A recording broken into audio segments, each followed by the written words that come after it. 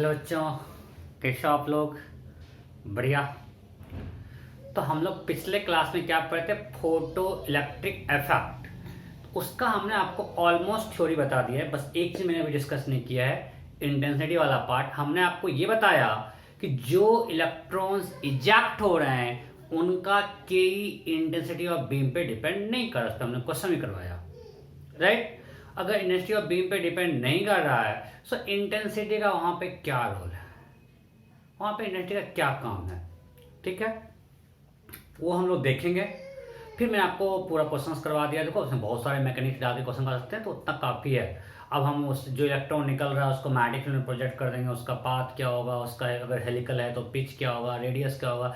सो ultimately photo electric effect का सिर्फ इतना यूज है कि K max equal to HF minus five. वहां से आप उसका के निकालो, स्पीड निकालो इलेक्ट्रॉन का। अब आगे मैकेनिक्स लगाते हो जितना लगाना है। नहीं, उसको आप यूज कर लो। अगर आपको काइनेटिक मालूम है, कन्फाइंड लैम्डा, उसको यूज करके आप उसको YDSC में यूज कर लो, उसको आप मैग्नेटिक फील्ड में प्रोजेक्ट कर दो, इलेक्ट्रिक फील्ड में उसको एक्सलेट कर दो। जो करना है करो, उसके आगे आप जितना अभी तक हम लोग पढ़े इलेक्ट्रोमैग्नेटिज्म सब कुछ वहाँ पे अप्लाई कर सकते हैं। सो ज़्यादा उसमें क्वेश्चन करने से कोई फायदा नहीं है यहाँ पे, राइट? सो अब हम आते हैं इंटेंसिटी फैक्टर क्या होगा। उसके पहले कुछ लोगों को दिक्कत था कि हमने हर जगह लिखा, ये आपको ध्यान रखना है, if energy of photon is greater than equal to 5, कुछ मतलब इक्वल होगा कि नहीं होगा? हाँ होगा। अगर energy of photon greater than equal to 5 है देन इलेक्ट्रॉन में कम आउट, इलेक्ट्रॉन इजेक्ट हो सकता है, राइट? और यहां से मैं निकाला if frequency is greater than equal to threshold frequency then electron में come out. Here F not is threshold frequency, right? और इसको हमने डिफाइन किया था H F not equal to 5, so F not equal to 5H। Okay, so मैंने class में देखा almost everything is not clear. मैंने आपको जो बताया थ्योरी, मैं फिर से बोल रहा हूं, एक प्रोपोजिशन था कि पहले हुआ क्या, एक कुछ हम मन में नोशन लेके एक्सपेरिमेंट करने गए, हम वो एक थ्योरी मान के एक्सपेरिमेंट करने गए, हम कुछ रिजल्ट एक्सपेक्ट कर रहे थे, बट ब्यूटी ऑफ एक्सपेरिमेंट कि वो हमको रिजल्ट नहीं आया। अब उस रिजल्ट को एक्सप्लेन करने के लिए कुछ थ्योरी प्रपोज किया गया, वो थ्योरी उसका अभी तक के हर रिजल्ट को एक्सप्लेन कर पा रहा है, तो हम लोग उसको सही मान रहे हैं। सच्ची कोई मान, अगर कुछ नया मिलेगा तो नहीं मानेंगे, राइट? ओके, सो आगे बढ़ते हैं। इंटेंसिटी क्या मतलब है भाई? सो हम आपको निकलवा चुके हैं कि इंटेंसिटी अगर आपको पता है तो नंबर ऑफ फोटॉन्स पता है। अब मैं एक लाइन लिख रहा हूँ, थोड़ा कंट्रोवर्शियल है, बट अभी तक जो भी स्टैंडर्ड सोर्स में देखा हूँ या फिर IIT वगैरह में क्वेश्चंस आए हैं, उसका जो आंसर है उसको मान के मैं लिख रहा हूँ। ये आपको अलग अलग थोड़ा अलग मिलता है, स्टिल इस पे अलग रिजल्ट मिलते हैं लैब में। सो मैं लिख रहा हूँ number of ejected electron is proportional to number of incident photon।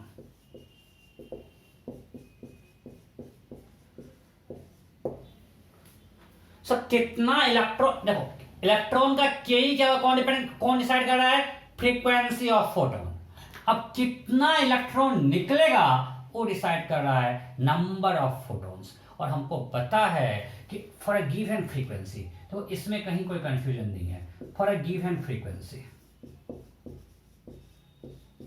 मान लीजिए अगर हमने f को कांस्टेंट रखा, f को चेंज नहीं किया, इसमें कहीं कोई कंफ्यूजन नहीं है। फॉर अ गिवन फ्रीक्वेंसी अगर हमने इंटेंसिटी को डबल कर दिया, लेट्स अज्यूम I से 2I कर दिया, सो इसमें नंबर ऑफ फोटॉन्स क्या होगा? अगर मान लीजिए A एरिया पे जा रहा है, so energy per unit time incident हुआ ये, सो ये hc by lambda, so HF energy of photon. So this much photon incident per unit time। अगर हम इसको डबल कर दिया तो जगह 2IAHF, this much photon incident per unit time, तो मान लेंगे डबल इंसिडेंस है। सो जो है ना इंटेंसिटी को डबल किया, number of photo incident photons double हो गया, so number of electric electron भी डबल होगा। Means simple, at a given frequency if we plot number of ejected electron and intensity, it's a simply a straight line, इसमें कहीं कोई confusion नहीं है, यहाँ पे कोई कंट्रोवर्सी नहीं है। जब हमने फ्रीक्वेंसी कांस्टेंट रखा, इंटेंसिटी को चेंज करेंगे, नंबर ऑफ फोटॉन्स चेंज कर जाएगा, और number of incident photon change करेगा तो मेरा नंबर ऑफ इलेक्ट्रॉन भी चेंज करेगा। और मैं आपको इनफैक्ट बताया भी था पिछले क्लास में भी, कुछ लाइव क्लास में, कि experiment was found that approximately out of 10⁴ capable photons, approximately, मतलब जो डिफरेंट एवरेज होता है। देखो ये फोटोन इलेक्ट्रॉन से इंटरेक्ट करने कंप्लीटली रैंडम है, हमने फोटोन डाला, उसको रास्ते में इलेक्ट्रॉन मिल रहा है, अगर इलेक्ट्रॉन से वो इंटरेक्ट किया, इलेक्ट्रॉन को लेकर बाहर आ सकता है। हो सकता है कोई फोटोन इलेक्ट्रॉन से इंटरेक्ट ही नहीं किया। सो ये प्रोबेबिलिटी है कि एवरेज ऑन एवरेज रिजल्ट मिलता है अप्रॉक्सीमेटली आउट ऑफ 10⁴ के केपेबल फोटॉन्स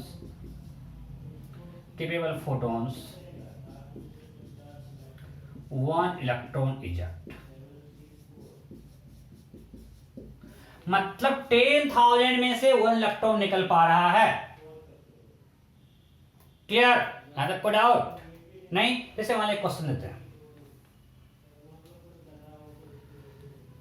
मिटा रहा हूं। So for a given frequency, चलो पहले इसको कर ही लेते हैं, यहां तक कोई दिक्कत नहीं है। सो अगर हम एक क्वेश्चन देते हैं सिंपल, कि हमारे पास एक मेटालिक सरफेस है, इस पे हमने एक इस तरह से सोर्स से लाइट इंसिडेंट कर रहा हूं, लेट्स अज्यूम ये भी सोर्स है and frequency is greater then f0, ये है। अब इससे लाइट इंसिडेंट कर रहे हैं, अब ये सोर्स का डिस्टेंस r है, पॉइंट सोर्स है। If distance of point source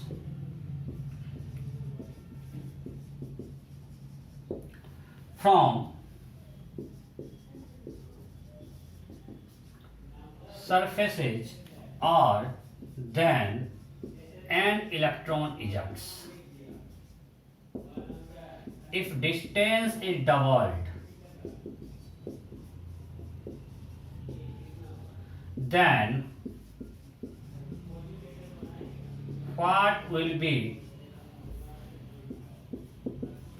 number of ejected electrons? कितना इलेक्ट्रॉन इजेक्ट करा हमने डिस्टेंस को अगर हमने डबल कर दिया, मतलब r से क्या कर दिया 2r। अब भी इस पॉइंट सोर्स का फ्रीक्वेंसी f है, इसका डिस्टेंस से r है, हम इसको डबल कर दिया, इसको दूर ले गए 2r तक सेम लाइन पे।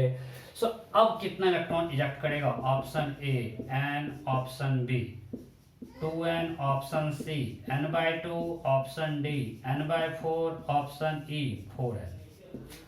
अब कितना इलेक्ट्रॉन इजेक्ट करेगा? हमने डिस्टेंस को डबल कर दिया, हो गया। सिंपल है, आपको पता है for a point source intensity is proportional to 1/r²। So अगर हमने डिस्टेंस को r से 2r कर दिया, इंटेंसिटी विल बिकम I/4। सो अगर अभी इंटेंसिटी I था और हमने डिस्टेंस लेस जो 2r कर दिया, सो अब इंटेंसिटी यहाँ पे क्या हो जाएगा I/4। और हमने यहाँ पे लिखा हुआ है proportional number of incident photons, जब इसको डिस्टेंस चेंज करें तो कोई फ्रीक्वेंसी चेंज तो कर नहीं रहा है। सो फ्रीक्वेंसी सेम रहा, सोर्स सेम है, सिर्फ इंटेंसिटी डिक्रीज कर गया, इंटेंसिटी 1/4 टाइम्स हो गया। So number of electron become 1/4 times, so now we have n/4 number of ejected electron. Clear? Okay. Next.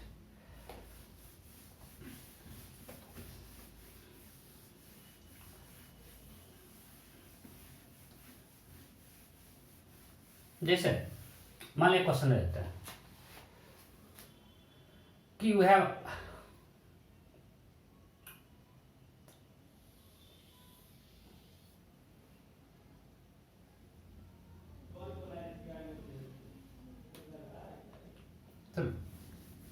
Let's इसको बाद में करेंगे, असाइनमेंट में यहाँ पे छोड़ते हैं, कुछ और चीज यूज होगा। सो इसको छोड़ते हैं अभी। चलो अभी हमने देखा अगर फ्रीक्वेंसी कांस्टेंट है तो हम निकाल सकते हैं कि अगर फ्रीक्वेंसी कांस्टेंट है, अगर इंटेंसिटी को चेंज करें, so number of ejected electron will be proportional to intensity of incident P. यहां तक कोई दिक्कत नहीं, आगे बढ़ते हैं। अब हम जाते हैं इसका अच्छा, अगर ये फ्रीक्वेंसी चेंज किया, चलो एक सिंपल केस देते हैं। अगर हम f से 2f कर दें और इंटेंसिटी भी I से 2I कर रहे हैं, then what will be number of ejected electron? Let's assume in this case number of ejected electron is n. So what will be number of ejected electron in this case? What will be number of ejected electrons? ये question है, क्या है कि initially let's assume frequency of incident beam is f and intensity is I, then n electron ejects. Now if both frequency and intensity has been doubled, then what will be number of ejected electrons? ये question है। देखो यहाँ पे controversy start होता है। क्या controversy start होता है? जब हम यहाँ से इस पे आएंगे तो नंबर ऑफ फोटोन्स क्या होगा, इसमें नंबर ऑफ फोटोन्स क्या होगा, नंबर ऑफ फोटोन्स, और हमें मान के चल रहे हैं कि एफ जो है मेरा एफ नोट से बड़ा है, ये मान के चल रहे हैं। यहाँ पे नंबर ऑफ फोटोन्स क्या हो जाएगा, मान लीजिए एरिया ए पे जा रहा है आई ए बाई एच एफ, राइट, और यहाँ पे नंबर ऑफ फोटोन्स क्या हुआ सेकेंड केस में 2I A by 2HF। So number of photons तो सेम रह गया। अब एक्सपेरिमेंट में मिलता है भाई यहाँ पे एनर्जी बढ़ गया है तो इलेक्ट्रॉन निकलने का प्रोबेबिलिटी हो सकता है ज्यादा हो जाएगा। अरे जब हम ज्यादा एनर्जी का फोटोन डाल रहे हैं तो हो सकता है जो पहले अंदर दम तोड़ रहा है वो अंदर दम नहीं तोड़ रहा है। So we have different results, ठीक है। सो इसमें हमको कंट्रोवर्सी में नहीं जाना है, हमें क्या मानना है बस वो, आपको डिफरेंट का डिफरेंट रिजल्ट मिलेगा, हमें क्या मानना है, नंबर ऑफ इजेक्टेड इलेक्ट्रॉन। और सर भी यही माने, वर्मा सर यही माने हुए हैं, number of ejected electron is proportional to number of incident photon. तो इसमें कुछ सही गलत नहीं है, अलग अलग रिजल्ट मिलता है। सो हमें यही मानना है। अब डिफरेंट जो एग्जाम्स में बार बार क्वेश्चन है बस इसी से बनते हैं। सो इस केस में यहाँ पे नंबर ऑफ फोटोन सेम रहा, सो हम बोलेंगे इन दोनों केसेस में नंबर ऑफ इजेक्टेड इलेक्ट्रॉन अगर यहाँ n है सो इसमें भी n ही रहेगा, number of ejected electron remains same. हर जगह यही मानेंगे। एक ग्राफ है जो एनसीईआरटी में दिया हुआ है, देखो वर्मा सर उसमें साइलेंटली बिल्कुल उस ग्राफ को नहीं दिए हैं, बट एनसीईआरटी दिया है तो वहां पे चूंकि एनसीईआरटी दिया है तो उसको जो एनसीईआरटी दिया वही मानेंगे। अदरवाइज जहां भी क्वेश्चंस देखो नॉर्मली पूछता नहीं है, जहां कंट्रोवर्सी एग्जाम में क्वेश्चन नहीं आते, अगर आपको आया तो आपको यही मानना है, number of ejected electron is proportional to number of incident photons. Clear? जो कंट्रोवर्सी आपको हम बता दिए क्या क्या लॉजिक से रिजल्ट आता है। ओके, ज्यादा कोई दिक्कत? फटाफट छापिए इसको। सब कुछ ठीक चल रहा है? हाँ ठीक है। अब चलते हैं एक्सपेरिमेंटल पार्ट में। ओके, सो अब हम देखेंगे कि इसका एक्सपेरिमेंटल सेटअप कैसा है।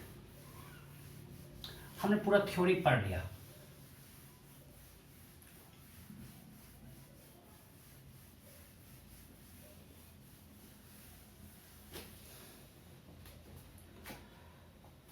हमारे पास एक इवैक्यूएटेड गैस चैम्बर है।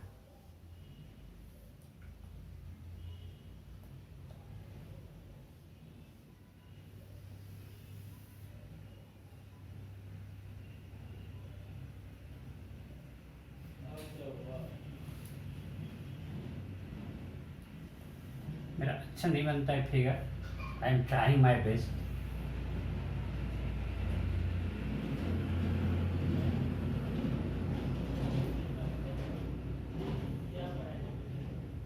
बिल्कुल सील्ड चैम्बर है, इवैक्यूएटेड है। क्यों है आगे बता देंगे। और यहाँ पे क्वार्ट्ज का ये नॉब लगा हुआ है ताकि इससे हम अल्ट्रावायलेट लाइट पास करवा के इस पे इंसिडेंट करवा पाए।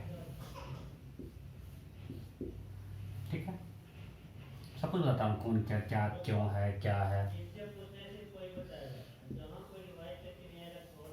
ये हमारा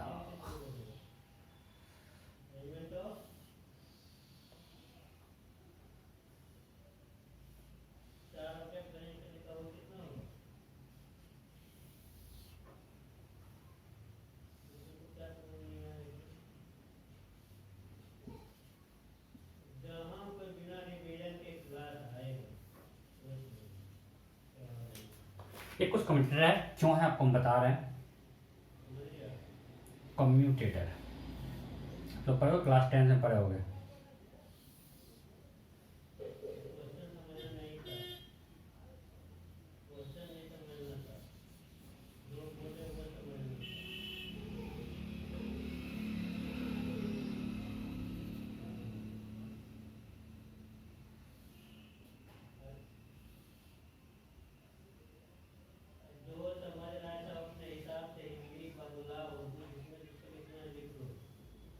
थोड़ा सा जगह कम पड़ रहा है।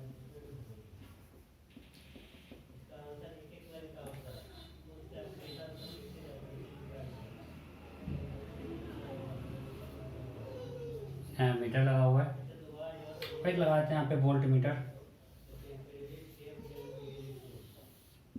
ऐसा कुछ सेटअप है, ठीक है। इसको ठीक से देखिए, ये हमारा कुछ इस तरह से सेटअप बना हुआ है, ठीक। किसका क्या पर्पस आपको हम सब कुछ दिखाएंगे, फिर आप इसको बना लो, ठीक है। फिर हम फिर आपको इसको सिंप्लीफाई, पूरा डायग्राम आपको कहीं नहीं बनाएंगे, बहुत जगह ले लेगा, पूरा बोर्ड नहीं भर जा रहा है, तो हम इसका पार्ट बाय पार्ट आपको समझाएंगे। आपको अगर पूछेगा बोर्ड एग्जाम में तो आपको पूरा बनाना पड़ेगा, ठीक है। एनसीईआरटी में काफी अच्छे से बना हुआ है, तो आप परेशान नहीं होना है, आप वहां से अच्छे से मुझसे बहुत अच्छा बना सकते हो। अब हम समझने आते हैं क्या है। देखो, ये मेरा कैथोड है, ये एमिटर बोलते हैं इसको, एमिटर प्लेट। इस पे हम फोटोन से बॉम्बार्डमेंट कर रहे हैं, यूवी लाइट नॉर्मली यूज करते हैं। यहाँ पे फोटोन से बॉम्बार्डमेंट कर रहे हैं इस पे, तो इससे इलेक्ट्रॉन इजेक्ट होगा। ये हमारा कलेक्टर प्लेट है या एनोड है, ये हम बोलते हैं कुछ सी है, और ये मेरा प्लेट ए है, इट्स एनोड और कलेक्टर प्लेट, ओके। अब ये मानते हैं कुछ नहीं है, ऐसे सर्किट ओपन है, कहीं कोई कनेक्शन नहीं कर रहा है, हम पहले उस केस को देख रहे हैं। ये सब फिगर बना लिया हो, अब मैं इसको पार्ट बाय पार्ट अलग अलग कैसे दिखाऊंगा। ये सब फिगर बना लिया हो ना, इसको मैं मिटा रहा हूं, हो गया। अब मैं आपको पार्ट बाय पार्ट करके दिखाता हूं, थोड़ा सा बना के, ताकि आपको कोई कंफ्यूजन नहीं हो।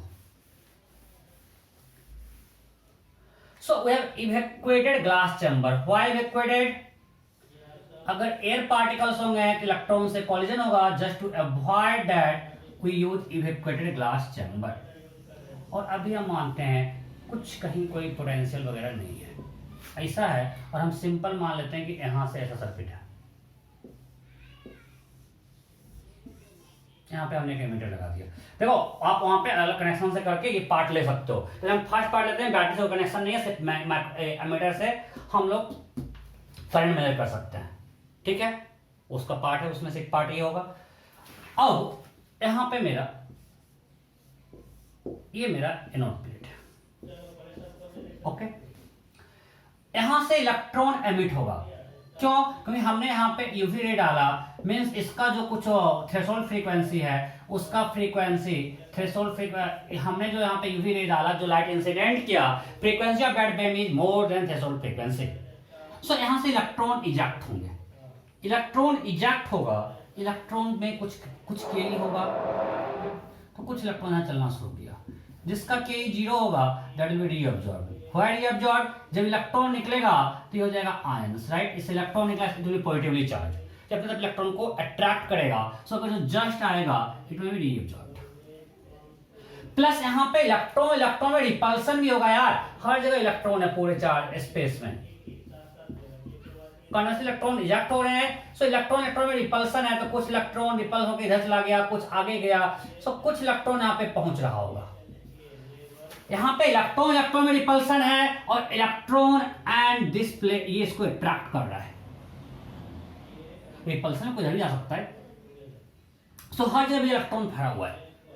कुछ इलेक्ट्रॉन सारे, जिसका काइनेटिक बहुत ज्यादा है, वो सारा अट्रैक्शन रिपल्सन को ओवरकम करते हुए यहां पहुंचेगा। जब इलेक्ट्रॉन यहां पहुंचेगा तो इस पे एक चार्ज आ गया, नहीं माइनस चार्ज आया, तो यहाँ पे करंट फ्लो करेगा, बिकॉज का आपको पता है इलेक्ट्रोस्टैटिक सिस्टम में इलेक्ट्रिक फ्लो 0 करना चाहेगा। जब यहाँ पे चार्ज इलेक्ट्रिक फील्ड डेवलप हो गया, उसको जो करने के यहाँ पे करंट फ्लो शुरू हो जाएगा, कंडक्टिंग वायर है। सो यहाँ पे करंट डेवलप होगा, that current is called photo electric current,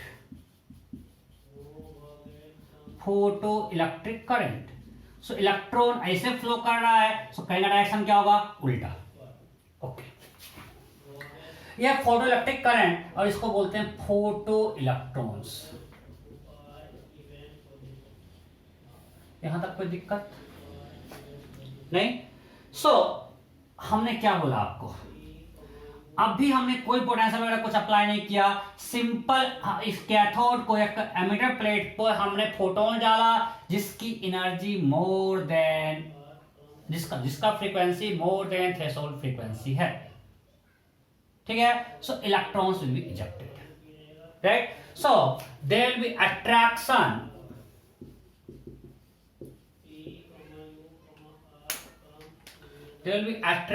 between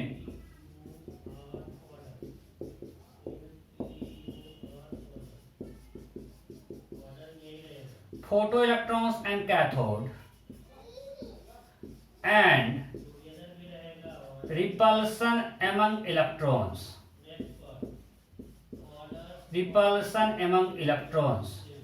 so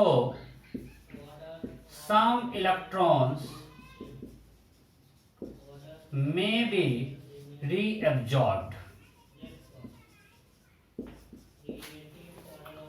ठीक है। कुछ इलेक्ट्रॉन रिएब्जॉर्ब हो गया, कुछ इलेक्ट्रॉन जिसका सफिशिएंट के है that will reach to anode. Electrons having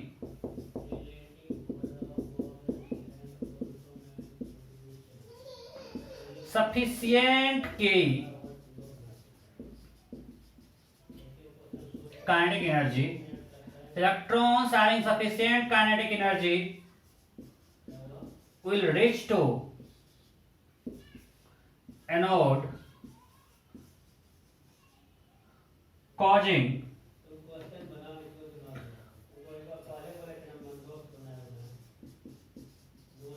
flow of photoelectric current PEC, क्या है। यहां पे कुछ फोटोइलेक्ट्रिक करंट है, यहां तक कोई दिक्कत नहीं। अब थोड़ा ही काम करते हैं, इसको मैं मिटा रहा हूं। अब हम क्या कर रहे हैं,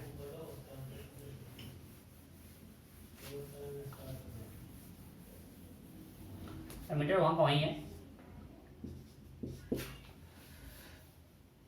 हमने यहां पे एक पोटेंशियल डिफरेंस अप्लाई कर दिया। ये है हायर पोटेंशियल पे अभी और ये लोअर पे, अभी हमने ये केस रखा है। वहां पे देखा हमने यूज किया सर्किट में कम्यूटेटर, हम चेंज कर सकते हैं कौन हायर पे कौन लोअर पे। वहां पे हमने दो कम्यूटेटर से यूज किया हुआ था, राइट। अकॉर्डिंगली हम सर्किट को कनेक्ट करके हम कर सकते हैं हमको किसको पॉजिटिव रखना है किसको नेगेटिव पे रखना है। अब भी हमने रखा है एनोड को पॉजिटिव पे और इसको कैथोड को नेगेटिव पे। अगर ये पॉजिटिव पे है तो इस रीजन में अब हमारे पास इलेक्ट्रिक फील्ड हो जाएगा इधर, राइट।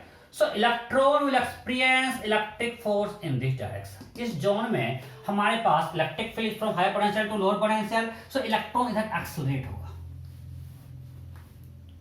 राइट। इधर इलेक्ट्रॉन एक्सेलरेट होगा, ऐसे उसका T बढ़ेगा ना, आप देख सकते हो कि यहाँ पे कुछ होगा -E इंटू V1, यहाँ होगा -E इंटू V2, ये पोटेंशियल ज्यादा है।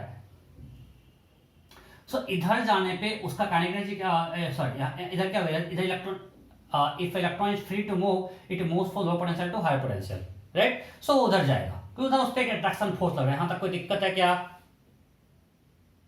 नहीं, ओके, पक्का, ओके। अब आगे बढ़ते हैं।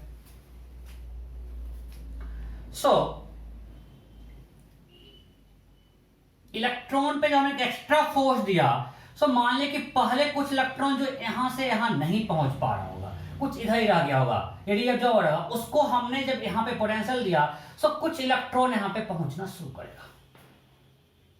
नहीं होता है कुछ इलेक्ट्रॉन जो अभी हमने कुछ पोटेंशियल मान ली V1 दिया, जब हमने V1 दिया तो मे बी जो इलेक्ट्रॉन यहां वाला था वो यहां पहुंचा, ठीक है। और हमने पोटेंशियल बढ़ाते गया, जब पोटेंशियल हम बढ़ाते गए एक जो इलेक्ट्रॉन जस्ट निकला था उसको भी हमने सफिशिएंट एनर्जी दे दी है तो यहां से यहां पहुंच जाएगा। हम क्या कर रहे हैं, एक ग्राफ बना रहे हैं।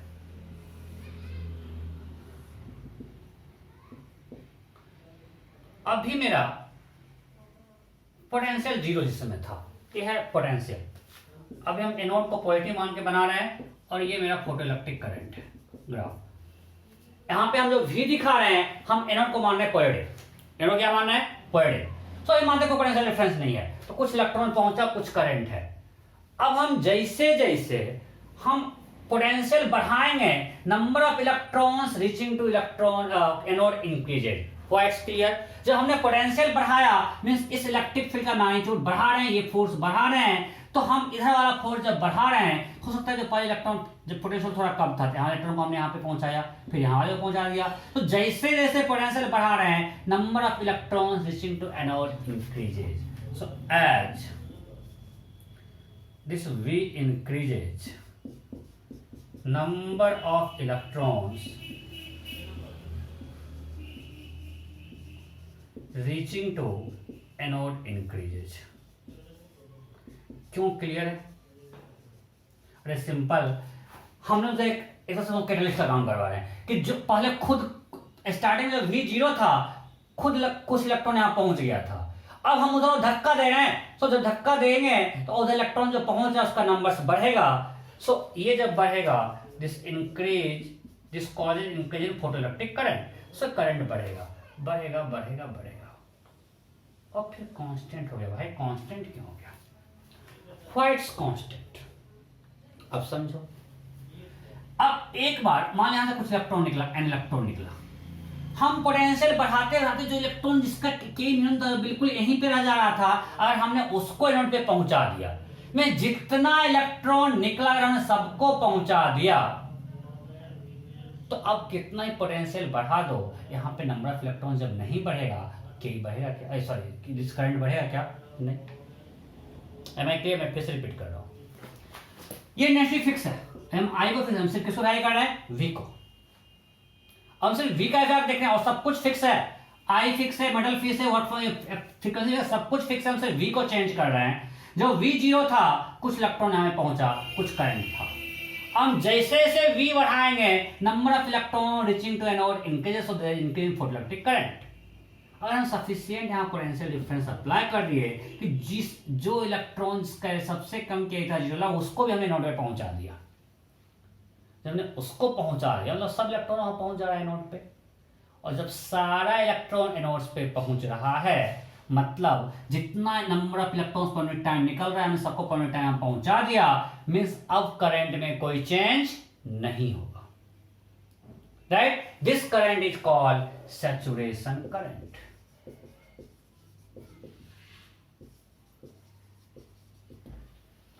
This current is called saturation current. यहां तक किसी को डाउट है क्या? ठीक से देखो और छापो, लिख लिए, इसको लैंग्वेज लिख देते हैं।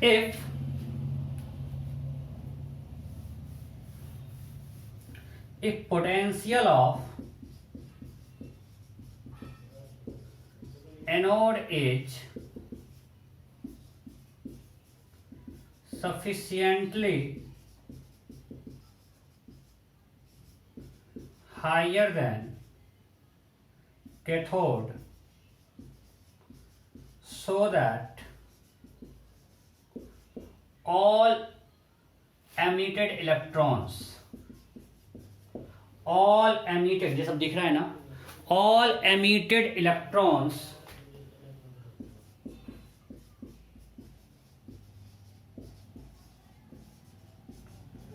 reach to anode, then further increase in potential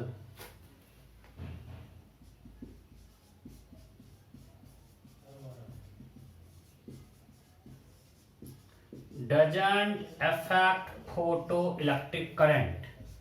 hopefully सब दिख रहा होगा। then further increase in potential doesn't affect in photoelectric current। अब यहां से यहां लिख रहे हैं corresponding photoelectric current is called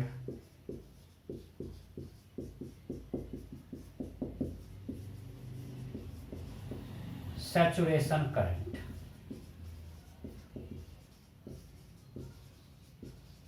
मतलब अब आप कितना पोटेंशियल इंक्रीज कर लो भाई, यहाँ पे जब इलेक्ट्रॉन बचा ही नहीं एक्स्ट्रा और current is charge flow per unit time, तो जब नया वहां पे इलेक्ट्रॉन जा ही नहीं रहा है, सो आप कितना पोटेंशियल बढ़ा दो, वहां कोई फोटोइलेक्ट्रिक करंट अब चेंज होने वाला नहीं है।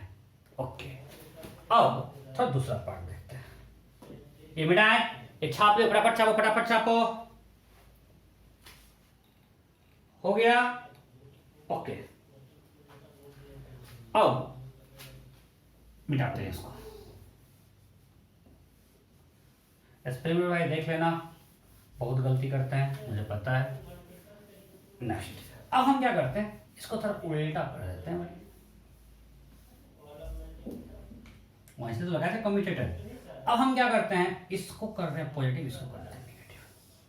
सो हम जो ग्राफ बना रहे हैं एनोड को रेफरेंस लेके, अब हम पोटेंशियल एनोड का नेगेटिव ले रहे हैं। मतलब पोटेंशियल डिफरेंस है कैथोड के रिस्पेक्ट में अब एनोड का लोअर है, मतलब नेगेटिव है पोटेंशियल डिफरेंस और पोटेंशियल लोअर है। मींस अब ये नेगेटिव है और ये पॉजिटिव है। अब क्या होगा भाई, अब इलेक्ट्रिक फील्ड इधर है, फोर्स ऑन इलेक्ट्रॉन इधर है। पहले से रिपल्सन था, इधर अट्रैक्शन था, और तू जान मार लगे बच्चों की भाई। इलेक्ट्रॉन तो पहले से परेशान था, अब आप और इसको इधर खींच रहे हो, मतलब जितना पहले पहुंच रहा होगा अब उससे और कम पहुंचेगा। तो जैसे जैसे पोटेंशियल नेगेटिव मिलते जाएंगे, ये जो होगा ये डिक्रीज करते रहेगा, और एक यहां पे ये जीरो हो गया। इसका मतलब क्या हुआ, वहां पे जीरो का मतलब क्या हुआ, इसका मतलब है कि इसको मान लिखते हैं कुछ V0, कि अब हमने पोटेंशियल को इतना नेगेटिव कर दिया कि जो इलेक्ट्रॉन जिसका एनर्जी मैक्सिमम के ही था वो भी यहां आके दम तोड़ दिया। मींस कोई इलेक्ट्रॉन अब नहीं पहुंच पा रहा है। समझो, हमने पोटेंशियल को इस तरह से नेगेटिव किया, हमने नेगेटिव बोल रहे हैं, पोटेंशियल को नेगेटिव किए, मतलब अब जैसे जैसे नेगेटिव में मैग्नीट्यूड बढ़ाएंगे, मैग्नीट्यूड मान लो पहले -10 था, -20 का, इस तरह से मैग्नीट्यूड बढ़ाएंगे जैसे वैसे वैसे नंबर ऑफ इलेक्ट्रॉन जो यहाँ पे रिच कर रहा था वो कम होगा। नहीं, सो हम लिखते हैं as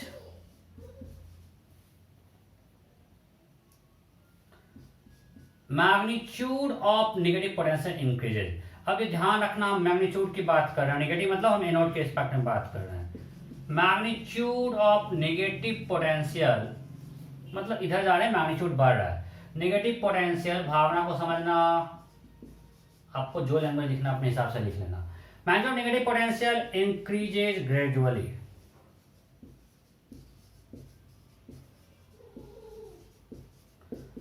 number of electrons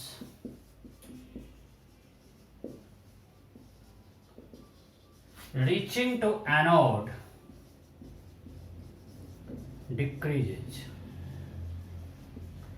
This implies decrease in photoelectric current. यहां तक कोई दिक्कत नहीं।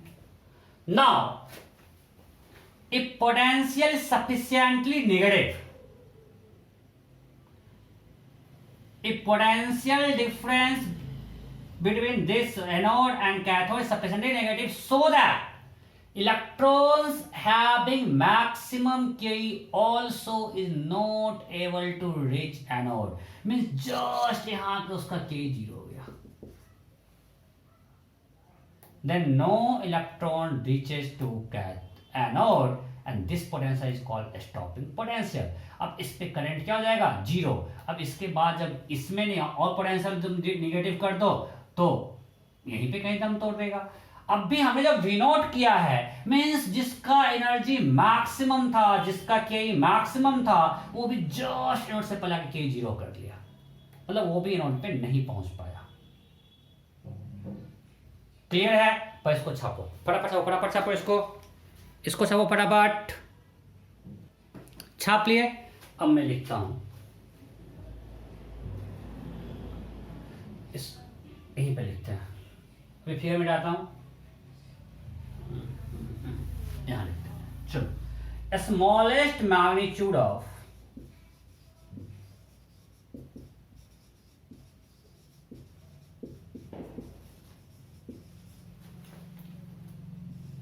anode potential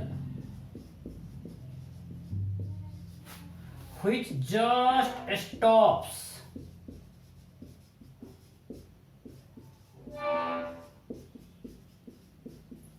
photoelectric current is called stopping potential। इसे बात करेंगे, is called stopping potential। सो मैंने क्या बोला कि इसको निगेटिव करते गए हम हर जगह, ये क्या है, मैग्नीट्यूड है, मतलब इसका एक्स्ट्रा पोटेंशियल का वैल्यूज क्या होगा, सिर्फ मैग्नीट्यूड लेंगे वहां पे साइन। जब भी पूछेगा extra potential means letting about magnitude of potential, आपको ध्यान रखना है। पर लोग गलती करते हैं कि नेगेटिव नेगेटिव साथ ले लेते हैं, नहीं। स्टॉपिंग पोटेंशियल क्या है, मैग्नीट्यूड ऑफ पोटेंशियल। तो इसका जैसे से हम पोटेंशियल का मैग्नीट्यूड बढ़ा रहे थे, नेगेटिव पोटेंशियल मैग्नीट्यूड बढ़ा रहे थे, वहां पे फोटोइलेक्ट्रिक करंट का मैग्नीट्यूड डिक्रीज कर रहा था। हमने इतना सफिशिएंट पोटेंशियल यहां पे नेगेटिव अप्लाई कर दिया कि जिस इलेक्ट्रॉन का मैक्सिमम के था वो भी यहां पे दम तोड़ दिया। मींस अब कोई इलेक्ट्रॉन यहां नहीं पहुंच पा रहा है, सब इधर आ गया, रीअब्सॉर्ब हो जा रहा है, मतलब अब करंट क्या हो गया, zero. This potential is called stopping potential.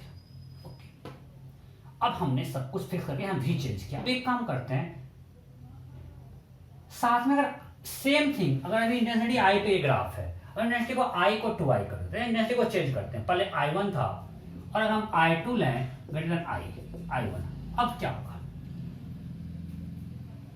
उसको समझेंगे। उसके पहले एक चीज समझते हैं, चलो ये मिटाएं।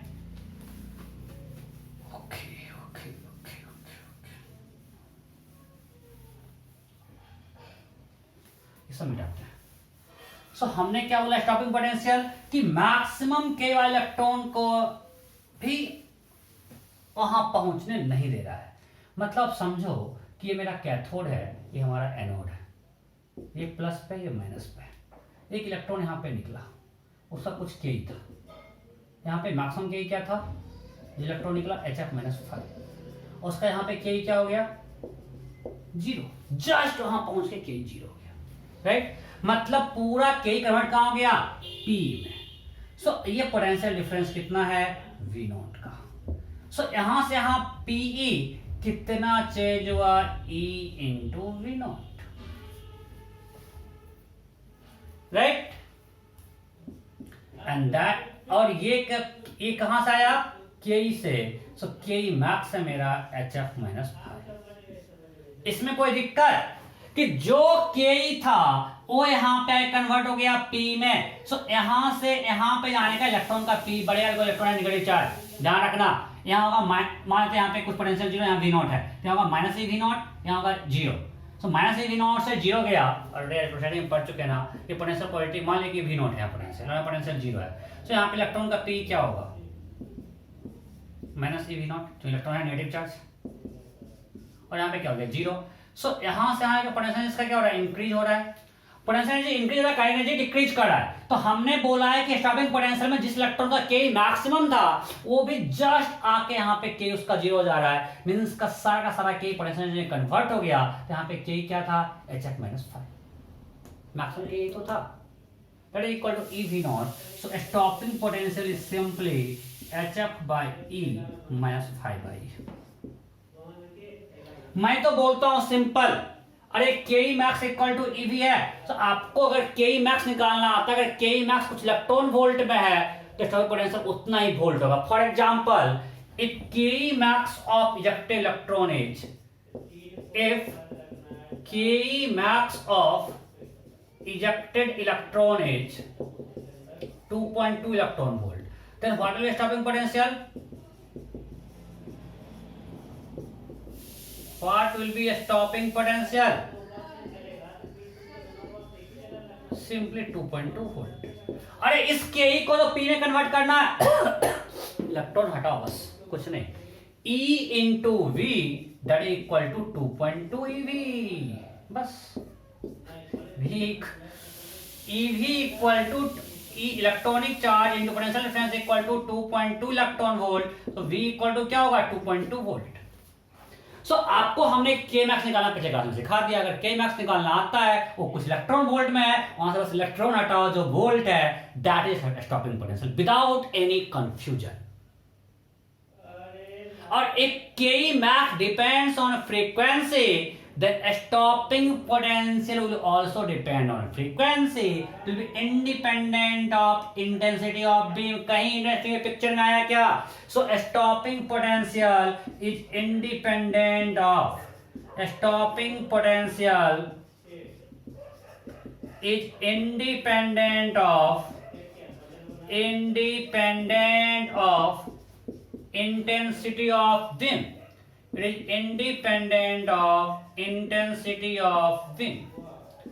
हम जो बीम इंसिडेंट करते हैं उसके इंटेंसिटी से वो इंडिपेंडेंट है। यहां तक कोई दिक्कत नहीं। आपको अब स्टॉपिंग पोटेंशियल में कुछ नया चीज आया ही नहीं। अगर आपको आ रहा है के मैक्स निकालना तो आपको स्टॉपिंग पोटेंशियल भी निकालना, इसका मतलब आ रहा है, हम तो यही मान के चलेंगे, राइट। अगर हमने लिखा E into V not equal to H F minus 5, so stopping potential is simply H F by E minus 5 by E. So अगर हम ग्राफ बनाते हैं स्टॉपिंग पोटेंशियल एंड फ्रीक्वेंसी का, कैसा ग्राफ होगा बताओ देख के फटाफट। Stopping potential versus frequency. सो ग्राफ यहाँ पे मेरा V नॉट है और यहाँ पे फ्रीक्वेंसी है। सो हमें दिख रहा है कि ये Y है, ये मेरा क्या है Y। V नॉट मेरा Y पे है, ये मेरा Y है और ये हमारा X है। तो स्लोप क्या है h by intercept is 5 by negative intercept. So हमने बस ग्राफ प्लॉट कर दिया दिस। इसको अगर इसका एक्सटेंड करेंगे, स्ट्रेट लाइन है, ध्यान रखना मेरा टेढ़ा हो जाता है क्योंकि स्पेस का दिक्कत होता है। ये इंटरसेप्ट हो गया 5 बाई। मान लिया हमने ये ए के लिए प्लॉट किया, 5 ए बाई। अब हम कोई मटेरियल बी के लिए प्लॉट करते हैं। अब बताओ अगर हम दूसरे के लिए करेंगे, सिर्फ इंटरसेप्ट चेंज करेगा, ये स्लोप सेम रहेगा। सो हम बी के लिए अगर करेंगे तो कुछ ऐसा आएगा, this two are parallel, theta theta, इसको इसे एक्सटेंड कर देना, ये कुछ यहाँ पे आएगा 5b by. Am I clear? And tan theta is h by E. Tan theta क्या है? h by E. यहां तक किसी कोई डाउट नहीं? ओके। सो ये ए का है, ये बी का है। सो स्टॉपिंग पोटेंशियल इंडिपेंडेंट हम लिखवा चुके हैं ऑलरेडी। अब आगे बढ़ते हैं। तो इसमें कुछ नया नया है भाई। अगर आपको के मैक्स निकालना आता है उससे इलेक्ट्रॉन निकालो इलेक्ट्रॉन वोल्ट से, बस सिंपली वोल्ट जो अच्छा है वो स्टॉपिंग पोटेंशियल है, बस दैट्स इट। अब अगर हम मान लिए इस ग्राफ पे आते हैं,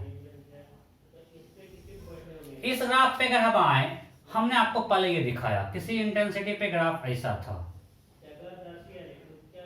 ये ग्राफ था, राइट। ये माइनस टी I1 पे है और ये कुछ स्टॉपिंग पोटेंशियल कुछ V नॉट है। अब हम सेम सब कुछ सेम रखते हैं, सेम मटेरियल है, सेम फ्रीक्वेंसी है, और हमने सिर्फ इंटेंसिटी को चेंज कर दिया। If we change intensity only, if we change intensity of beam without changing frequency, without changing frequency. So अभी मैंने आपको बताया कि अगर हम सब कुछ सेम रखें, if other parameters remain same, then photoelectric current is proportional, will be proportional to intensity of incident radiation. If other parameters remains constant, other parameter means potential जो हम अप्लाई कर रहे हैं वो, frequency सब कुछ, अगर मटेरियल सब कुछ constant रहा, in that case photoelectric current is proportional to intensity of B.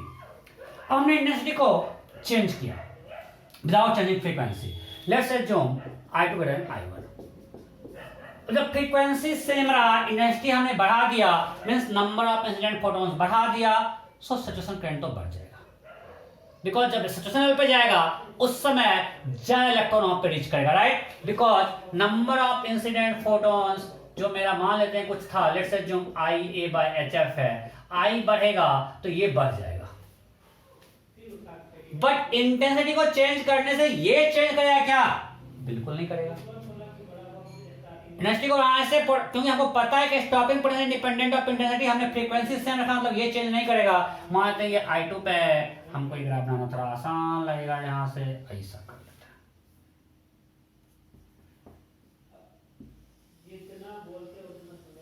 ये ऐसा है, ये है I1। सो हमने जब इंटेंसिटी बढ़ा दिया मतलब सैचुरेशन करंट इंक्रीज कर गया, but stopping potential remains same. Why? Because आपको पता है we know maximum Ke of electron independent of intensity and stopping potential is linked with maximum Ke. So stopping potential doesn't change. Clear? Okay. अब एक और effect देखते हैं जहां पे थोड़ा कंफ्यूजन होता है। हम जब फ्रीक्वेंसी और इंटेंसिटी दोनों चेंज करते हैं। अच्छा, मान लेते हैं इंटेंसिटी सेम रखे और फिर ये किया। अब हम ये करते हैं, अब हमने क्या किया, इंटेंसिटी सेम रखते हैं और फ्रीक्वेंसी चेंज करते हैं। अभी मेरा ग्राफ है फोटोइलेक्ट्रिक करंट और पोटेंशियल का, ठीक है। मान लिए हमने किसी एक फ्रीक्वेंसी पे ग्राफ बनाया, हमने किसी एक फ्रीक्वेंसी पे ग्राफ बनाया, ओके। ये कुछ फ्रीक्वेंसी f1 था। अब कोई f2 frequency more then f1 है और इंटेंसिटी सेम है, हम I सेम रखते हैं। अगर हम I सेम रखें और हम मान लेते हैं फ्रीक्वेंसी को थोड़ा घटा देते हैं, फ्रीक्वेंसी घटा देते हैं, नीचे ग्राफ में हमको थोड़ा आसान लगता है। अगर हम फ्रीक्वेंसी घटा देते हैं तो अगर हम फ्रीक्वेंसी डिक्रीज करेंगे तो के मैक्स डिक्रीज कर जाएगा, मींस स्टॉपिंग पोटेंशियल डिक्रीज कर जाएगा। डिक्रीज करेगा मतलब क्योंकि मैग्नीट्यूड है, ये आपको ध्यान रखना है। और ग्राफ अब कुछ ऐसा आ गया। अब यहाँ पे कंफ्यूजन होता है, यहाँ पे क्या है, f2 लेस देन f1। अब यहाँ पे लोग कंफ्यूजन ये होता है कि अगर हमने इंटेंसिटी सेम रखा, आपको जो हम बताए उस हिसाब से फ्रीक्वेंसी घटने से नंबर ऑफ इंसिडेंट फोटॉन्स तो बढ़ गया, तो फोटोइलेक्ट्रिक करंट का सैचुरेशन वैल्यू बढ़ना चाहिए था, राइट। अगर हमने इंटेंसिटी सेम रखा, फ्रीक्वेंसी डिक्रीज किया, so energy of photon decrease किया, सो नंबर ऑफ फोटोन जो है मेरा intensity into area bye EPH that should increase, so saturation current should increase, but NCERT दिया है कांस्टेंट। अगर ऐसा ग्राफ पूछेगा तो कांस्टेंट ही मानना है। मैं आपको पहले बोला यहाँ पे कंट्रोवर्सी है, डिफरेंट लॉजिक्स हैं, तो हमें यही मानना है अगर ग्राफ पूछेगा तो। कि अगर इंटेंसिटी सेम रखा, फ्रीक्वेंसी हमने चेंज किया, फ्रीक्वेंसी चेंज करने से स्टॉपिंग पोटेंशियल चेंज करेगा, इसमें कहीं कोई दिक्कत नहीं है। अगर फ्रीक्वेंसी को डबल करेंगे stopping potential will be more than double. पिछले क्लास में करवाया, अगर फ्रीक्वेंसी को डबल करते हैं के max will become more than double, so stopping potential will be more than double. So frequency change किए, स्टॉपिंग पोटेंशियल चेंज किया, इसमें कहीं कोई कंफ्यूजन नहीं। And stopping potential is independent of intensity of beam, इसमें भी कोई कंफ्यूजन नहीं होना चाहिए। सो अब दिक्कत है, अगर हमने I सेम रखा, फ्रीक्वेंसी डिक्रीज किया, तो सैचुरेशन करंट पे क्या होगा। सो अगर ग्राफ पूछेगा ऐसा तो हमें यही मानना है कि सैचुरेशन करंट रिमेंस सेम। इस ग्राफ, चूंकि ग्राफ अब एनसीईआरटी बोल दिया, उसमें कोई कुछ कंफ्यूजन नहीं है। अगर एनसीईआरटी बोला है जो वही सही है, तो हम इसमें यही करेंगे। कोई दिक्कत, यहां तक कोई डाउट नहीं है, ओके। अब आगे बढ़ते हैं, आगे बढ़े, फटाफट छापो इसको। सो छाप लिए। सो हमने थ्योरी पार्ट आपका कंप्लीट कर दिया। इस पे कुछ क्वेश्चंस कर लेते हैं स्टॉपिंग पोटेंशियल पे फटाफट। कुछ नया नहीं आने वाला है, आप जो के मैक्स में क्यों वैसे रिपीट होगा। चलो क्वेश्चन करते हैं। Let's assume if light beam of wavelength 400 nanometer is incident on metallic surface,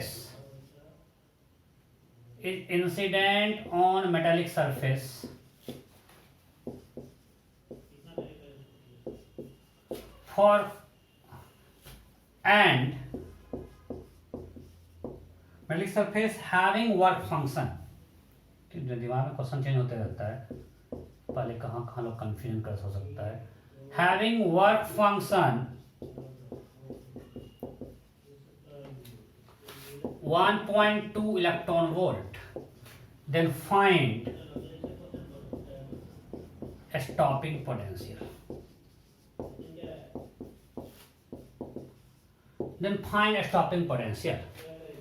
Option A 3.1 electron volt 3.1 volt, option B minus 3.1 volt, option C 1.9 volt, option D -1.9 volt, option E NOTA. फटाफट कीजिए। We have metallic surface, it is bombarded by a photon of wavelength 400 nanometer, then find, and its work function is 1.2 electron volt, then find stopping potential for this experimental setup. You have to find stopping potential.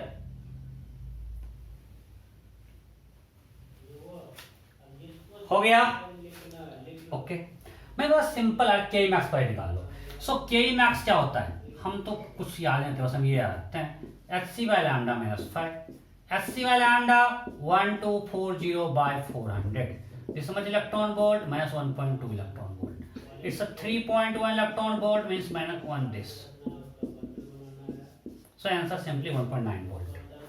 आप confusion होता है कि minus होता है, नहीं यार, its magnitude of potential, मैं बार बार बोल रहा हूं, तो सभी पोटेंशियल को नेगेटिव मत कर देना। अगर हमने फ्रीक्वेंसी डबल किया, स्टॉपिंग पोटेंशियल भी मोर देन डबल, हर जगह वो मैग्नीट्यूड है, मैग्नीट्यूड है, मैग्नीट्यूड है। चलो एक और क्वेश्चन करते हैं, एक और क्वेश्चन करते हैं सेम टाइप का।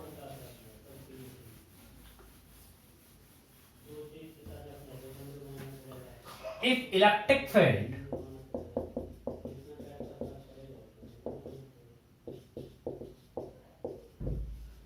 at any point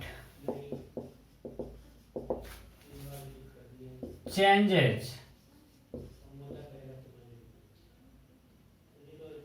as per following equation,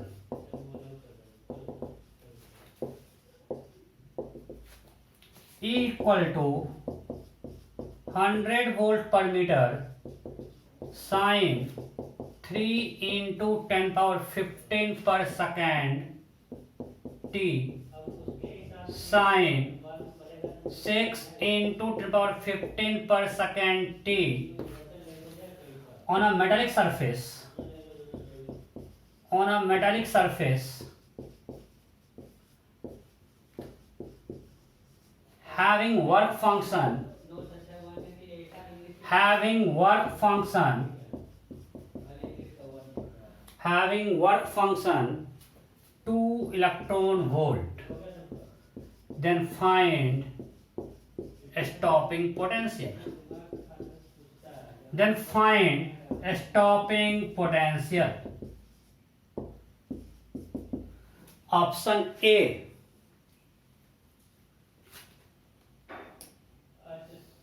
option A थोड़ा सोचने दो 2.6, थोड़ा सा अप्रोक्सीमेशन में आएगा data result, 2.6 electron volt. Option B 1.3 electron volt, option C 3.9 electron volt, option D 5.9 electron volt, option E NOTA. किसी metal surface पे हमने जो फोटोन डाला, उस वहां पे उस पॉइंट पे इलेक्ट्रिक फील्ड इस इक्वेशन से चेंज कर रहा है, then you have to find work stopping potential. You have been given work function of surface is 2 electron volt, 2 electron volt. फटाफट कीजिए, फटाफट लिखे ना, हाँ सही है। चलो जल्दी करो, हो गया क्या? चलो अब मैं करूं, क्या करता हूं। अब यहां पे थोड़ा गलती लोग करते हैं। क्या गलती करते हैं? अच्छी कसम कहीं दिखा है क्या ऐसा? 2 ओमेगा यहाँ पे, और equal to E naught sine omega 1t किसी एक एक्स पे दिया हुआ है, किसी एक पॉइंट पे एक्स हट गया है, एक्स हमने फिक्स कर दिया इक्वेशन से। आपको वेव में पढ़ाते हैं स्टार्टिंग में ही, जब इक्वेशन आप वेव देखते हैं 2 वेरिएबल होता है, एक्स और टी। या हम किसी एक पॉइंट का हर टाइम पे वीडियो बना रहे हैं, नहीं याद है, बताए थे वेब के पहले क्लास में ही। सो यहाँ पे एक्स हमने फिक्स कर दिया, इसलिए हर टाइम के साथ देख रहे हैं। ओके, अब ये क्वेश्चन सा कभी दिखा है 2 अलग अलग फ्रीक्वेंसी, कुछ बीट वगैरह याद है हम लोग जब पढ़ रहे थे साउंड में। सो 2 वेव सुपर इम्पोज किया था डिफरेंट फ्रीक्वेंसी, तब ऐसा कुछ इक्वेशन आया था, right. Superposition of wave having 2 different frequency. इसका मतलब है कि हम जो मेटालिक सरफेस पे जो बीम इंसिडेंट करा रहे हैं, वहां वो दो फ्रीक्वेंसी का मिक्सचर है, मोनोक्रोमेटिक बीम नहीं है, बायक्रोमेटिक है भाई, दो अलग अलग फ्रीक्वेंसी है। वो कैसे निकालेंगे? तो सिंपल, दो अलग अलग फ्रीक्वेंसी क्या है? अच्छा, एक ओमेगा 1 दिए, ओमेगा 2 है। देखो मान लीजिए ये है इनोट इक्वल टू कुछ है, मतलब ई इक्वल टू है इनोट, बाद में वैल्यू पुट कर देंगे, sign omega 1t sine omega 2t। So we can rewrite it is half of E naught 2 sin omega 1t into sin omega 2t। अब आप हमसे ज़्यादा बात करना, अगर हम गलती नहीं कर रहे हो आप बताना अगर गलती है। 2 sin a into sine B क्या होता है? जहाँ तक मुझे याद है ये होता है 2 sin a into sine B is equal to cos a minus B minus cos a plus B. कुछ गलती भी है क्या यार? नहीं पक्का? बस आप लोग बता देना, मान लेते हैं अभी तक। चलो हम मान लेंगे हम सही कर रहे हैं, क्लास में आपसे पूछेंगे कोई दिक्कत? सही लगता है कि होता है। Okay anyway, so it will be then half E naught cos A minus B, B minus A, cos में कोई फर्क पड़ता नहीं है, तो क्या होगा? मानते हैं इसको ए इसको बी, कोई फर्क नहीं पड़ता है जो मानो। सो it will be 3 into 10 power 15 पर second T minus of cos 9 into 10 power 15 पर सेकेंड टी। मीन्स जो मेरा वेव है वो दो वेव का मिक्सचर है, उसका इक्वेशन ये है ई नॉट बाई 2 कॉस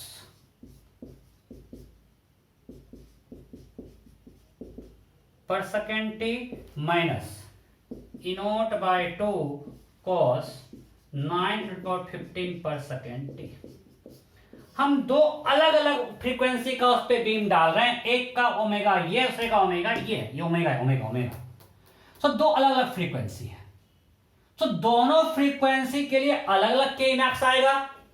सो अगर हम बात करें स्टॉपिंग पोटेंशियल का, मीन्स सारे इलेक्ट्रॉन्स को रोक दें, मीन्स जिसका मैक्सिमम की है जिस फ्रीक्वेंसी के लिए, देखो इसका कुछ के मैक्स आएगा, इसका कुछ के मैक्स आएगा, हम सारे इलेक्ट्रॉन्स का रोक रहे हैं, मतलब पूरे दोनों को मिला के जिसका के मैक्स में उसको भी हम नोट पे पहुंचने नहीं दे रहे हैं।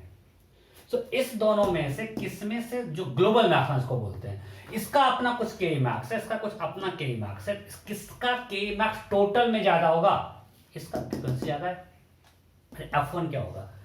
F1 will be 3 into 10 power 15 by 2 pi,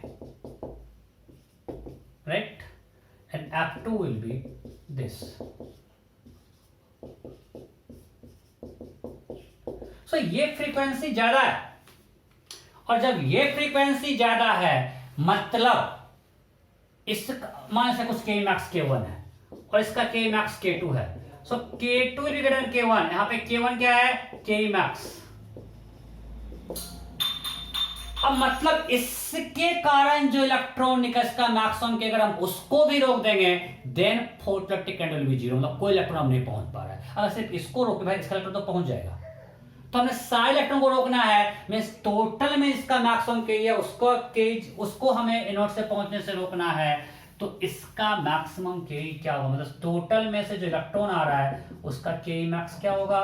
HF -5 होता है, या हम ये यूज करेंगे SC बाय लैम्डा -5। सो हमको फ्रीक्वेंसी निकल गया, व्हाट इज लैम्डा? यहां से निकालते हैं lambda equal to C by F, right. So 3 into 10 power 8 into 2 pi 9 into 10 power 15. So 3 3 is 9. So that is 2 pi by 3. हम अप्रॉक्स 2 by 3 करते हैं, पाई और 3 अप्रॉक्स हम काट रहे हैं, सब कुछ अप्रॉक्स कर रहे हैं, into 10 power -7 मीटर, that is equal to 200 approx, calculation करना है ना, approx 200 by 3 nanometer, right? So that will be 1240 by 200 by 3, this by 200 minus 2 electron volt.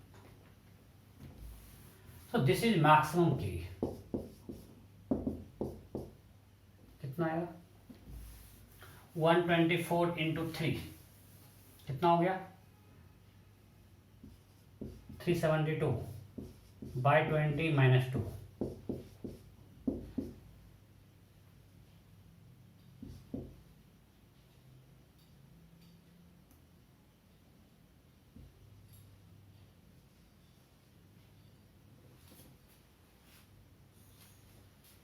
कुछ गलती नहीं कर रहे हैं ना?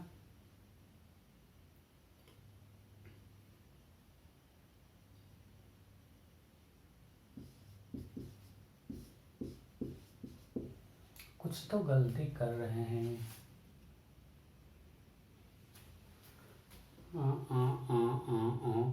एक बार कैलकुलेशन ठीक से 3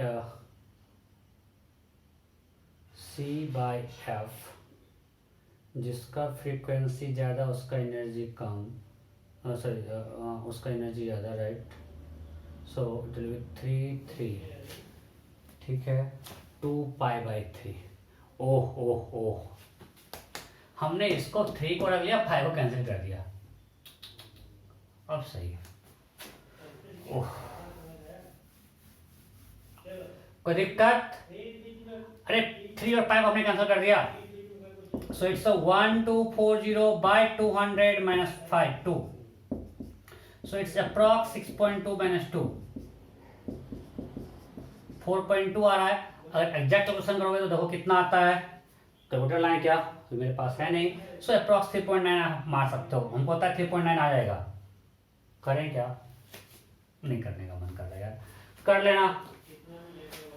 मैसेज समझ गए ना? सेस कैलकुलेशन है, सेस कैलकुलेशन है। आप यहाँ पे रखना, ये कुछ देखो ना, यहाँ पे π/3 इसका जो हमने यहाँ पे इसको रियल में 3.14 है, कुछ मोर देन 200 आएगा, एनर्जी यहाँ पे थोड़ा कम होगा तो आंसर आ जाना चाहिए। ठीक है, आप कैलकुलेटर से एक बार करके देख लेना। ओके, तो अप्रॉक्स आता है आई थिंक 3.93 आता है शायद। ठीक है, रुको यार मैं एक बार करके देखता हूँ कैलकुलेटर में।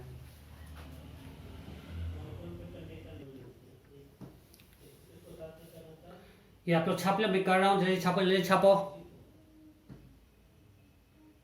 या आ रहा है, ये आ रहा है। अगर आप डालोगे ना ये आता है 200 नैनो, मैंने अभी किया करके चेक दिया है, इट्स अ 209 नैनोमीटर।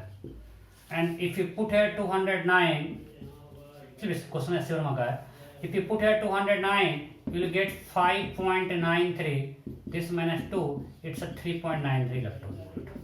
ठीक है, सो K max अब निकल गया। So what is stopping potential? 3.93 volt, that is 3.9 volt approx. Clear? Okay, next. So अब आप इसमें जितना मैकेनिक डालते रहो, क्वेश्चन से असाइनमेंट में मैं नहीं करवा रहा हूं। अरे अब इसमें क्या पूछ लेता है कि मान ले कि एक ये प्लेन सरफेस है, इस पे हमने इंसिडेंट बीम डाला। ठीक है, कुछ आई दे दिया, आपको एनर्जी दे दिया, फ्रीक्वेंसी दे दिया, इसका एरिया दे दिया। ठीक है, और अब बोलेगा कि let's assume out of 10⁴ photons 1 electrons eject होते हैं। Then find electric field at point P। अभी ये पूछ देगा, फर्स्ट टाइम देख लेगा क्या हो गया भाई, इस पॉइंट P पे इलेक्ट्रिक फील्ड कहां से आ गया। लेकिन अगले समय आपको समझ में आएगा कि हमने यहाँ पे अगर इसका एरिया A है तो number of photons, incident photon क्या होगा, और नंबर ऑफ इंसिडेंट फोटॉन्स क्या होगा, I into A per unit time. कुछ भी टाइम टी तक हमको कुछ टाइम दे दिया, मान लीजिए एक्सपोज हुआ कुछ टाइम टी तक, टाइम दे दिया। सो नंबर ऑफ इंसिडेंट फोटॉन्स क्या हो गया, I into A into T. इतना फोटोन हमने इंसिडेंट किया, सब कितने इलेक्ट्रॉन इजेक्ट हुए, नंबर ऑफ इजेक्टेड इलेक्ट्रॉन्स। आपको समझ में आ गया होगा, नंबर ऑफ इजेक्टेड इलेक्ट्रॉन क्या हो जाएगा, I A T by this. So उस पर चार्ज आएगा positive, so Q equal to क्या हो जाएगा IAT/10⁴ into electronic charge. So sigma निकल जाएगा Q/A से। और चूंकि ये बहुत पास का पॉइंट है, it can be treated as infinite plate. फिर आपको इसके आगे आता है सिग्मा मालूम है इलेक्ट्रिक फील्ड कैसे निकालना है। सो अल्टीमेटली अब इसमें मिक्सअप कर देगा, हम इलेक्ट्रिक फील्ड पूछा है स्फीयर देगा तो उसका कहीं सेंटर में पोटेंशियल पूछ देगा। तो अगेन अल्टीमेटली आपको निकालना है यहाँ पे क्या यूज करना है, इससे पॉजिटिव फैक्ट से कि कितना इलेक्ट्रॉन निकल रहा है। उसके लिए वो क्या चाहिए, नंबर ऑफ फोटॉन्स कितना गया, और उसमें से आपको दिया जाए क्वेश्चन में कितने फोटॉन से कितना इलेक्ट्रॉन इजेक्ट होता है। So if you have found number of reactive electron, you can find charge on surface, sphere, whatever. और जब चार्ज निकल जाएगा, then next question of electrostatics. अब ये क्वेश्चन किसका है, इलेक्ट्रोस्टैटिक्स का। कोई डाउट है? नहीं? पक्का? ओके।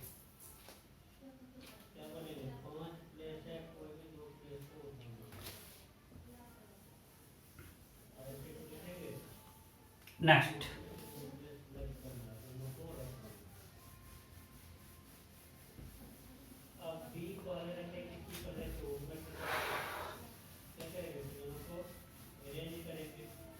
अब आपको होता है कि क्वेश्चन में डेंसिटी देकर पावर देगा, अगर पावर देगा डेंसिटी निकाल लो भाई। अगर आपको क्वेश्चन में पावर दिया हुआ है तो यू कैन फाइंड इंटेंसिटी, तो अल्टीमेटली आपको नंबर ऑफ इजेक्टेड इलेक्ट्रॉन निकालना है, वहां से चार्ज निकालना है, चार्ज का इलेक्ट्रोस्टैटिक्स लगाओ। ठीक है, क्वेश्चंस मिलेंगे। अब आते हैं मैटर वेव।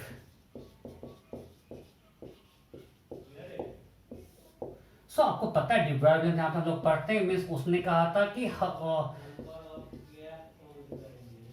हर मैटर का कुछ वेवलेंथ है, राइट। और ये क्या होता है, lambda equal to h by momentum, that is equal to h by mv, that is equal to h by √2km, that is equal to h by √2qvm। सारा पढ़ चाहिए। ये h p यहाँ पे क्या है, मोमेंटम, p क्या है, मोमेंटम, v क्या है, स्पीड, m क्या है, मास। ओके, k क्या है, काइनेटिक एनर्जी, एंड v क्या है, एक्सेलरेटिंग पोटेंशियल। और हम चार्ज के लिए बात कर रहे हैं, हमको पता है if a charge is accelerated potential difference v, its k becomes q into v. If we accelerate a charged particle by potential difference v, then its kinetic energy becomes q into v. So v is acceleration potential, m क्या है, mass. Okay, certain clear. अब ये सब आपको बिल्कुल clear होना चाहिए। पिछले क्लास में क्वेश्चन भी करवाए थे। इसमें एक इलेक्ट्रॉन का हम लोग स्पेशल याद रखते हैं, क्योंकि मैक्सिमम जो हम लोग डील करते हैं ना, आपको इलेक्ट्रॉन का दिया रहेगा कुछ सर्टेन पोटेंशियल से एक्सेलरेट किए, then find its de Broglie wavelength. और नॉर्मली हम लोग याद निकालते हैं नैनोमीटर में। सो आप अगर इतना कुछ करने जाओगे तो परेशान हो जाओगे, राइट। इतना कुछ वैल्यू पुट करें, हम इलेक्ट्रॉन का निकालते हैं, h बाय √2e/v/me। सो आपको पता है कि सब कुछ यहाँ पे क्या है, h बाय √2e/me, ये सब एक कांस्टेंट वैल्यू है, and this is equal bye √v। इसको ले सकते हैं ना। यहाँ पे ये जो √2e/me सब कांस्टेंट है, डिवाइड बाय √v। ये जो आप सॉल्व करोगे, और हमको निकालना किसमें होता है, नॉर्मली नैनोमीटर में। जब भी वो क्वेश्चन आएगा हमको निकालना डी ब्रॉग्ली वेवलेंथ नैनोमीटर। तो जब सॉल्व करने के बाद ये आता है अप्रॉक्स 1.22, 7 एनसीईआरटी में मैं 7 डाल देता हूँ, डिवाइड बाय √v नैनोमीटर। ये आप याद रखो, क्योंकि आपको डायरेक्ट क्वेश्चन देगा, if electron is excited by 100 volt then find its de Broglie wavelength. If electron is excited by 100 volt, electron starts from rest is excited by 100 volt, then find its de Broglie wavelength. क्या हो जाएगा, simply निकल जाएगा lambda. आपको इतना calculation नहीं करना है, divide by √100 this much nanometer, that will be equal, आपको यूनिट याद रखना है। कहीं आपको बुक मिलता है 12.27 बाय रूट भी, वो होता है एंगस्ट्रम में, हमें किसमें दिया है, नैनोमीटर में। कंफ्यूज बिल्कुल नहीं करना है। So that will be equal to 0.1227 nanometre. So आपको ये रिजल्ट याद रखना है, रेडीमेड रिजल्ट याद रखना है, एग्जाम्स में यूज होते हैं। अब इसमें एक पहले एनसीईआरटी में आपके सिलेबस में था डिविजन थर्मल एक्सपेरिमेंट, अब सिलेबस इस बार हटा हुआ है, इसमें मैं नहीं करवा रहा हूँ। अगर आपको इंटरेस्टेड हो तो पढ़ सकते हो, तो आसान चीज़ है, कुछ है नहीं। और थोड़ा सा मिक्सअप भी है वेव ऑप्टिक्स से, इसलिए मैं यहाँ पे नहीं करवा रहा हूँ। ओके, अब एक क्वेश्चन करते हैं। If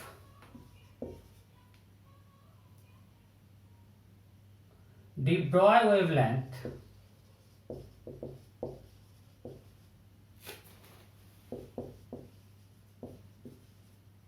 of an electron is lambda, then find its energy.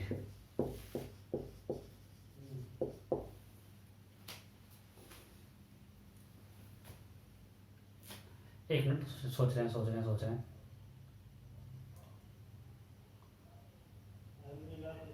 या फटाफट करो, मैं ऑप्शन दूंगा, आपको हिंट मिल जाएगा। फटाफट करो। चलो मैं एग्जांपल लेता हूं। चलो लैम्डा इक्वल टू, अगर मान ली वैल्यू दिया हुआ ये, फाइंड इट्स एनर्जी। लैम्डा 200, इतना ज्यादा होता नहीं, चलो मान लेते हैं, चलो 2 नैनोमीटर, देन फाइंड एनर्जी। हो गया। मैं जानबूझ कर रहा हूं आपको, क्योंकि यहाँ पे लोग गलती करते हैं, तुरंत लोग क्वेश्चन देखते हैं अप्लाई कर देते हैं E equal to SC by lambda. ये सही या गलत? गलत या, it was for electromagnetic waves, यहाँ मैटर वेव है, इलेक्ट्रोमैग्नेटिक वेव नहीं है, यहाँ पे गलती से अप्लाई मत करना। यहाँ पे एनर्जी SC बाय लैम्डा या HV बाय लैम्डा भी मत कर देना, ये भी गलत है। ये कुछ इक्वेशन है ही नहीं, ये इलेक्ट्रोमैग्नेटिक वेव्स के लिए था, equal to SC by lambda, यहाँ पे मैटर वेव है, तो इसका यहाँ पे काइनेटिक एनर्जी होगा half mv²। Now we know lambda equal to h by mv, so v equal to h by m lambda. So यहाँ पे अब v पुट कर दो, that will be half me h² by me² lambda square, this me got cancelled, so energy will be h² by 2me lambda²। Am I clear? सो आपको जब भी matter wave दिया रहेगा वहां पे energy SC by lambda use नहीं करना है किसी भी हाल में, वहां पे जाना है half mv², that's it. Okay, तो बस हम कुछ नहीं छोड़े ना, एक कट गया, सही लग रहा है।